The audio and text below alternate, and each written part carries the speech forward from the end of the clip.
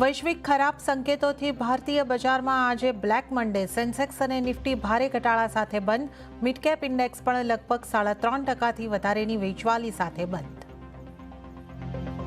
વલસાડ અને નવસારીમાં પૂરની સ્થિતિને લઈને મુખ્યમંત્રીએ જાણકારી મેળવી. કલેક્ટર સાથે વાત કરીને તકેદારી રાખવા આપી સૂચના.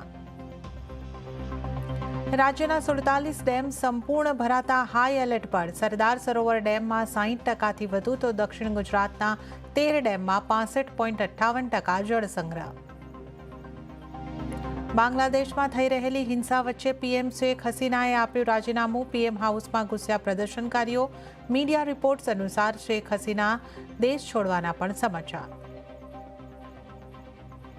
અને સોમનાથ દાદાના દર્શને ભક્તોનું ઘોડાપૂર. હજારો ભક્તોએ શિવના શરણમાં શીશ ઝુકાવી આશીર્વાદ મેળવ્યા.